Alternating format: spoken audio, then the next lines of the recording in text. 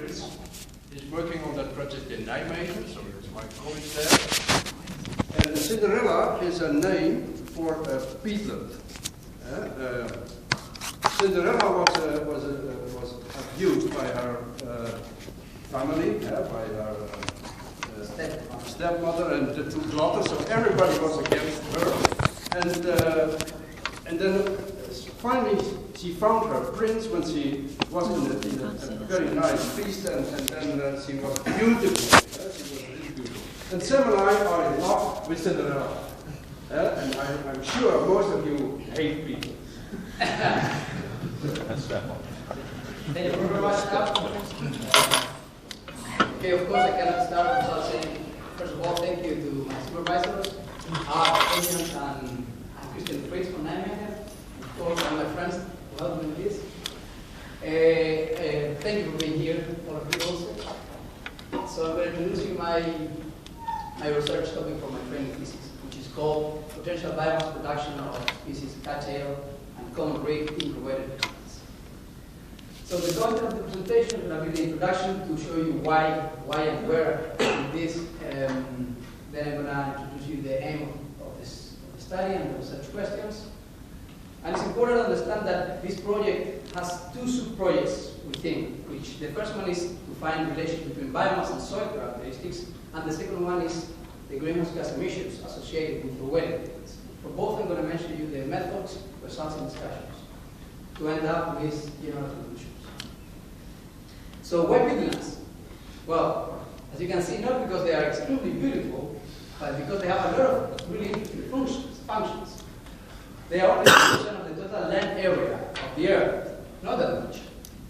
However, they store 30% of the total terrestrial carbon. This means twice the total carbon they store in the forest. Big one. No problem. I'm sure you know. So 15% of all these peatlands has been degraded, mainly because of drainage or intensive agriculture. This only accounts for 0.5% of the total land area, not that much, you would say. However, in 2010, it was 6% of the total global greenhouse gas emissions, the anthropogenic ones. And nowadays it's even more. Adding to this, we have even more bad things that happen with degrading or degrading peatlands. This is subsidence, that is compaction of the soil that goes down, which is what is happening here in Netherlands or Southeast Asia.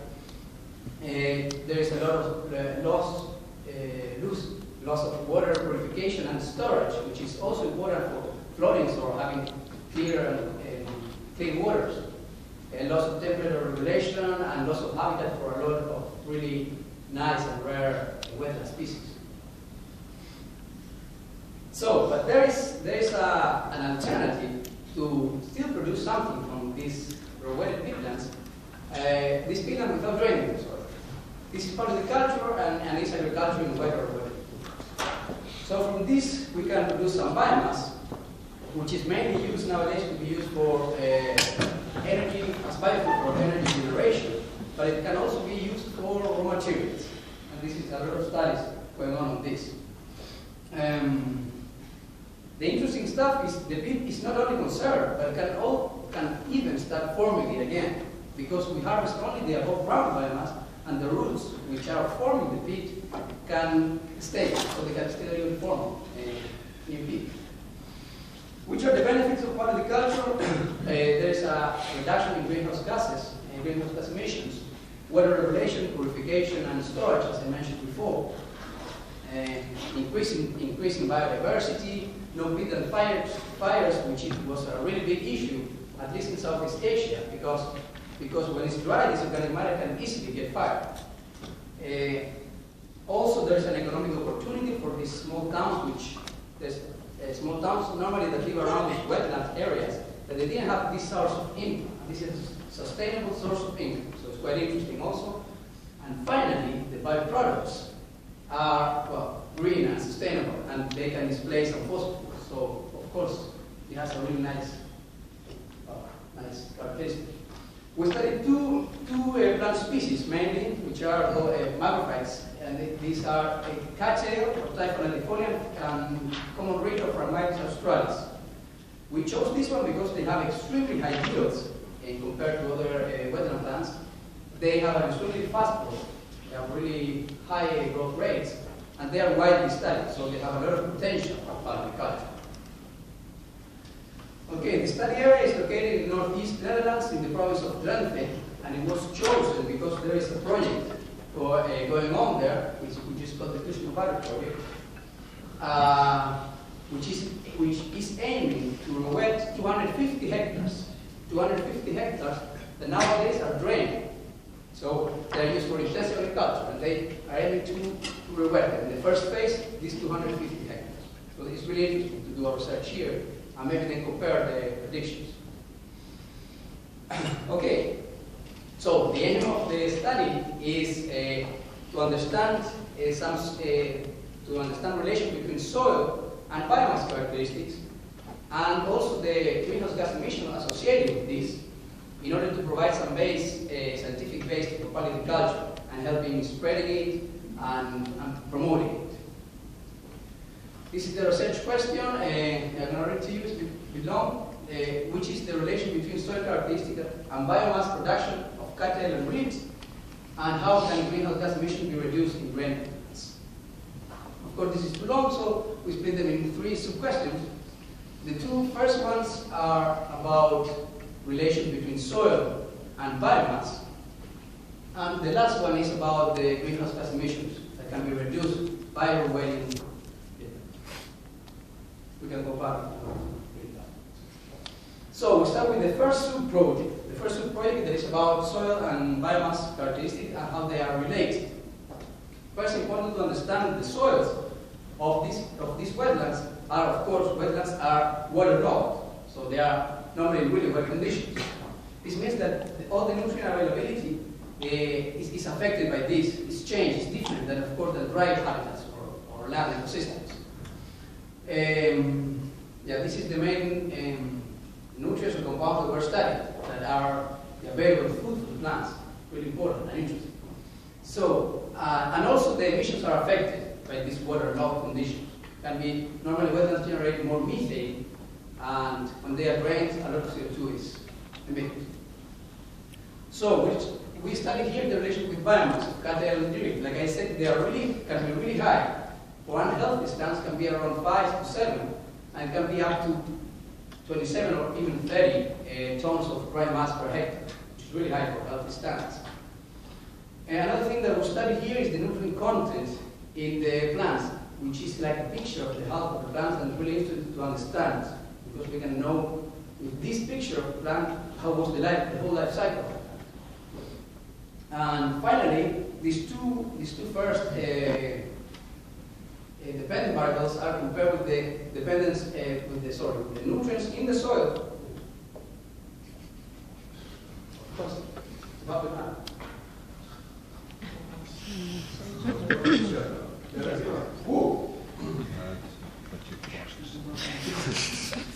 Okay, this was compared with the nutrients in the soil and the water levels. There's, of course, a lot of other factors, but these are the main ones.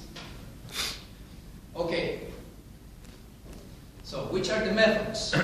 We start with the sample of plant and soil, and then these samples are analyzed in the laboratory. They were analyzed in the laboratories of Nijmegen. We measure water levels, weights and volumes of fresh and dry matter, and then we obtain content of water, organic matter, and nutrients of all these biomass and soil samples. With this we have data from Netherlands, so we want to have more data to have a more robustness in the statistical analysis. So we gather some data from other parts, in Germany, particularly Greifswald, because they were collecting and harvesting samples at the same period, so it was really suitable for our research. So we filter and normalize the data of Greifswald, and we fit it with our data. Finally, of course, we did some statistical analysis and data analysis, and mainly we saw the nutrients nitrogen, phosphorus, and potassium, which are the major nutrients for plants. We did group analysis comparing means and also linear regressions with all the plots, all the data points to understand some relations. Okay, which results? Of course, we obtain a lot of results, but I'm going to show you the most interesting ones. First, about yields. In common reed, here we have the graph, we divided in 3 groups. I forgot to explain, 3 groups. And they were divided in order, according to their density and height. And they were defined as healthy stands in Netherlands, unhealthy because they were quite low and not that dense. And finally, we have the control group, which is the only healthy stands in Germany. Here we have the yields in kilogram driveway per square meter, and we see the pattern. Of course, we have high yields for these that are healthy, unhealthy, low yields, and then again from Germany, high yields. But it's interesting this, but we want to see if there is any relation with nutrients in the soil.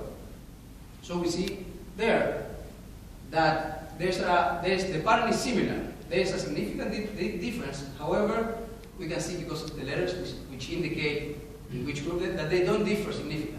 There's a bit weird things with statistics that there are significant difference between the 3 groups, but between them they don't differ. Anyway, there is a trend which you can see that explains this, that there is a relation between extractable nitrogen in the soil, which is ammonium and nitrates, available food for the plant, and the yields. This is also shown in the linear regression, which we have yields here and the extractable nitrogen. There is a significant slope.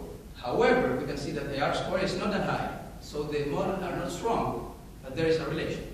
I'm going to explain why that is not strong.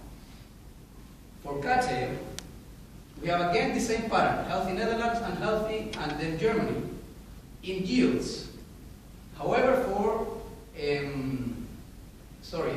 ammonium in the soil, water extraction, which is ammonium in the soil, there is a trend, but not significant at all, because mainly you can see a really high standard deviation. That's why it's not significant. But again, there is a trend. Not that clear. Now we go for the results in nutrients in the plant, the concentrations in the plants. We see again for reed that there is a positive relation between plant nitrogen and the extractable nitrogen, which is ammonium and nitrates in the soil. Again, we have a slope which is positive or significant, but the model is not as strong. We have a lot of dispersion. For Cattail, however, we didn't find anything. Nothing that clear. Finally, we have a nutrient uptake that basically is the yield times the concentration in the plants, and we can have the total nutrient that we can take up from the soil. We have here, I have a lot of graphs here about nitrogen, phosphorus, and potassium. Anyway, we can see that in all of them there is a trend that Cattail has a bit higher uptake than common reed. But the most important one is phosphorus. Phosphorus because they have even double or even more for the Netherlands sites, but the soil conditions were similar. That's really interesting. I'm going to explain you why.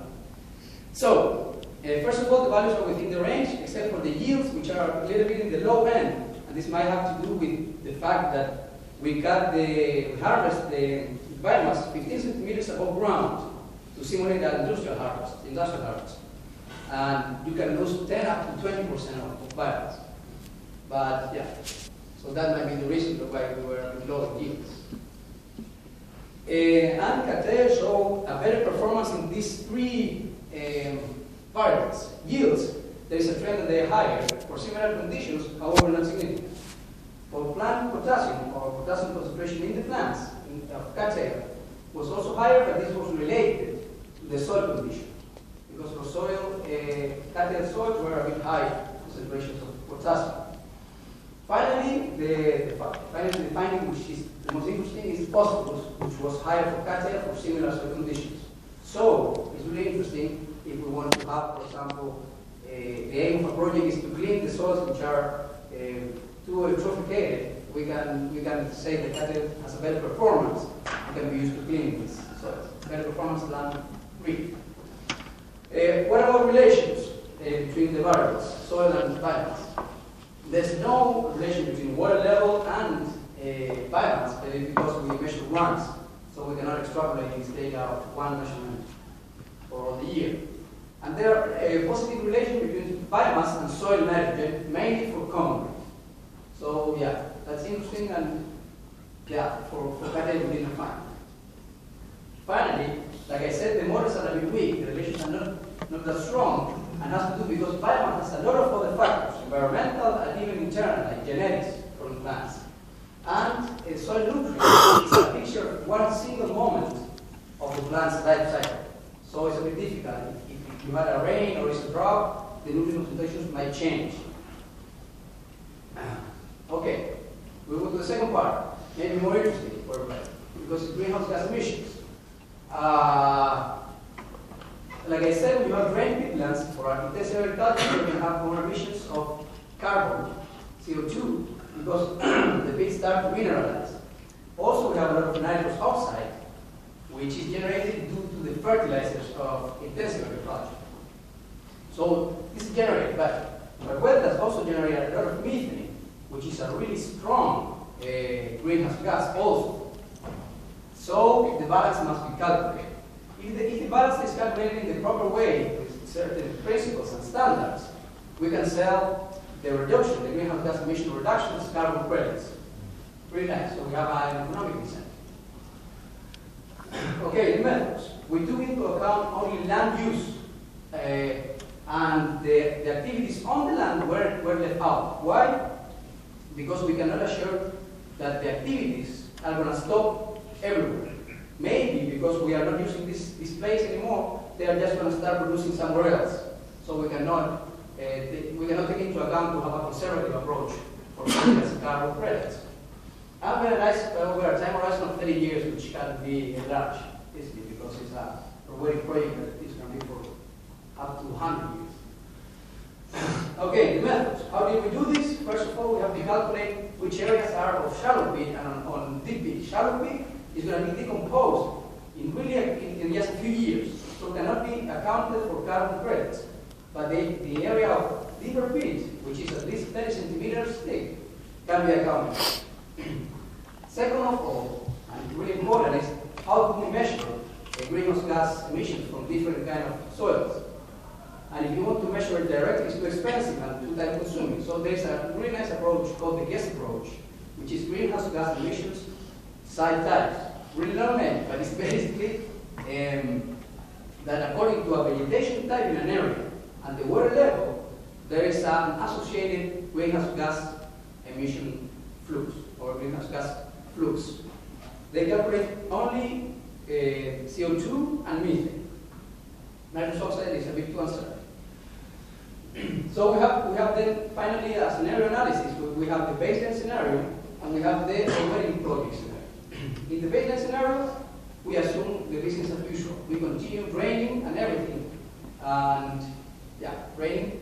And so we have to determine which guest areas or which type of vegetation we have according to satellite pictures and online databases. For a rewetting project, we assume that the rewetting project takes place, and we are again to determine the guest areas according to predictions of the report of this project. They have some prediction of which kind of vegetation is going to develop and which water levels they're going to have. So results. Yeah, we have in general a total emission reduction yearly of more than 800 tons of CO2 equivalent. What is this? It's a nice number, but what does it mean? This is more than 800 new cars riding 10,000 kilometers a year in Netherlands, new cars in Netherlands. Then we have an idea that there is anyway significant, it's a reduction. If we add up this to the 30 years of time horizon, we have a decrease of 24.5 kilotons of CO2 equivalent, which is not negligible. It's almost 1/3. So it's important to know that these numbers are really conservative. Why? Methane from the ditches in the baseline scenario, which are known to be really high, are left out because it's uncertain. Also, the nitrous oxide in the baseline scenario in the soils, in the dry soils, is left out because also it's uncertain. CO2 of the shallow peat, which is going to be emitted because it's going to be decomposed anyway in the first years, It's also left out because it cannot be taken into account, but it's also more situations in the Bayesian scenario. And finally, the carbon uptake of these really big plants in the rewetted scenario is also left out. So this is really conservative. And that is in the line with the conservativeness principle of BCS standard that is necessary to sell these as carbon credits. If we sell it as carbon credits in the voluntary carbon market, I did two scenarios. One is a really low price. That this could mean 4,000 euros per year.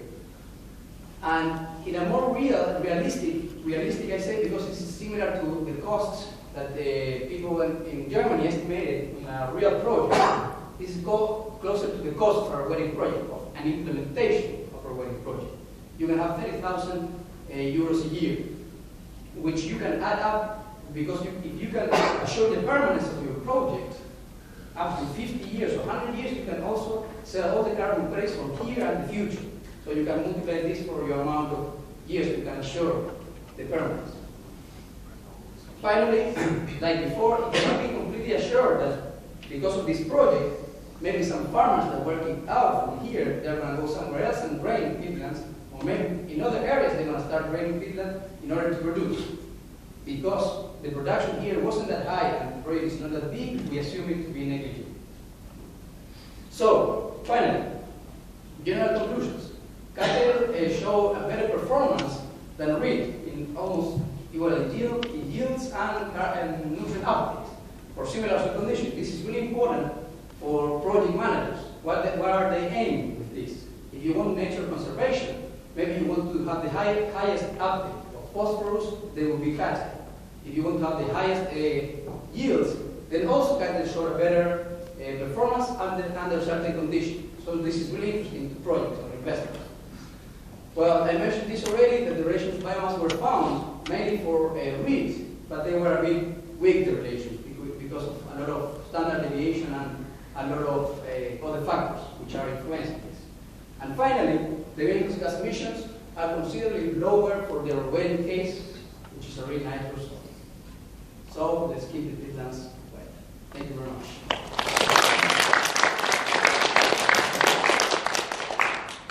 Any questions? Yes, somebody. Whoa.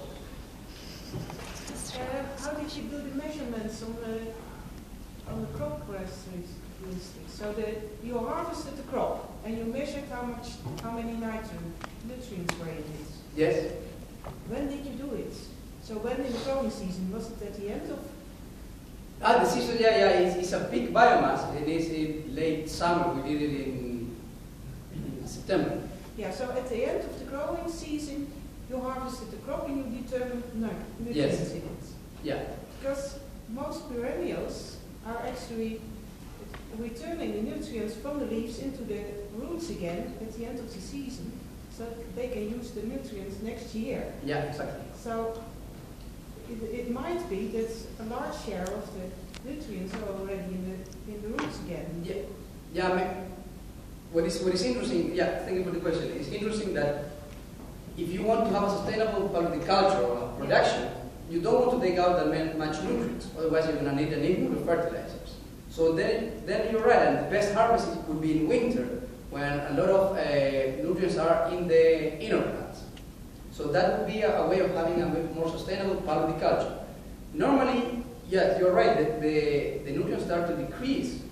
Yeah. However, they are still high, and well, that's what we found in the plants that were within the range of still higher amounts in the above ground biomass.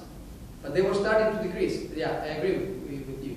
Because that could be the reason why you don't find a relation between crops, according to the crop and the soil. Yeah, only for rehab we found the relation between only nitrogen, not phosphorus. But there are other factors also that influence. Maybe phosphorus, you reach a threshold and then you have enough phosphorus. That is what it could be happening because they are really eutrophicated soils. So the limiting nutrient could be here nitrogen. That's why you find more relation with nitrogen. Yes, but you're in principle correct. This is especially true if you have nutrient-poor grasses. They do a very good job at getting it back. But these eutrophic ones don't get that much. So They store less, and you can really harm them by harvesting them at the end of the summer. Other questions? Does that also mean that we don't need any fertilizers at all? I mean, you're harvesting the crops. Yeah, according to the expert opinion of my health supervisor, he said that 20 years you can assure a production of wheat, for example, without fertilizers, harvesting in winter. It's important that it's in winter. If you harvest a big biomass, we did roughly calculations, and in a couple of years, you're already decreasing, and the biomass is going to really decrease significantly. So you can actually do it for over 20 years, and you're going to have a revenue, and you're also going to clean the soils of these excessive nutrients. So it's a really good incentive.